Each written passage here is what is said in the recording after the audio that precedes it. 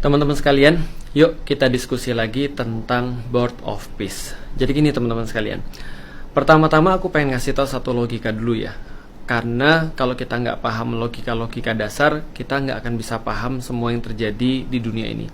Pertama adalah gini, segala sesuatu itu harus dilihat berdasarkan tujuannya.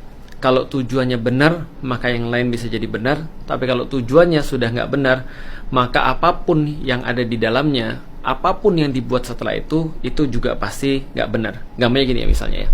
Kalau ada orang misalnya mau pergi ke Surabaya misalnya, maka ketika dia beli tiket, ketika dia nyiapin perbekalan, ketika dia misalnya apapun lah yang dia lakukan, nyiapin tiket, buat nyari perbekalan, lalu terus kemudian dia nyari sepatu, dia terus kemudian ngapain pun itu berarti benar kalau memang tujuannya mau ke Surabaya.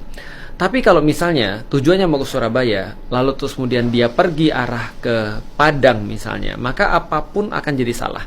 Dia beli tiket jadi salah, lalu terus kemudian dia beli sepatu jadi salah, dia nyiapin perbekalan jadi salah, dan semua jadi salah.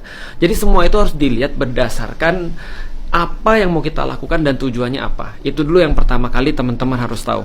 Maka kita juga harus tahu ketika kita berbicara tentang Board of Peace misalnya. Jadi kalau kita berbicara tentang Board of Peace, maka Board of Peace ini adalah apa? Board of Peace adalah sesuatu yang dibuat sama Donald Trump untuk ngasih tahu pada dunia bahwasanya siapa yang jadi bos. Teman-teman tahu Amerika sekarang itu kerjaannya benar-benar kayak preman. Benar-benar kayak preman pasar. Literally kayak preman pasar. Dia berbuat apapun yang dia mau karena dia tahu dia nggak ada lawan. Dia tahu bahwasanya nggak ada satupun yang bisa nantangin dia. Ini kita harus tahu. Jadi kesombongan yang sangat luar biasa ini ditunjukkan. Yang paling santer adalah ketika dia nangkep presiden Venezuela, Maduro. Dan itu melanggar hampir semua hukum-hukum internasional. Dia nggak peduli.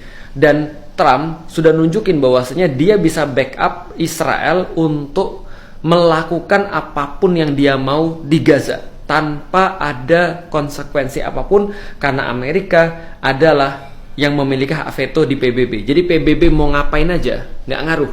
PBB mau jungkir balik, orang-orangnya mau ngeluarin warrant ataupun perintah nahan Netanyahu, bodoh amat. Itu udah ditunjukin sama Trump. Jadi Trump ini orangnya sudah gila. Dia nggak mau diatur dengan hukum apapun.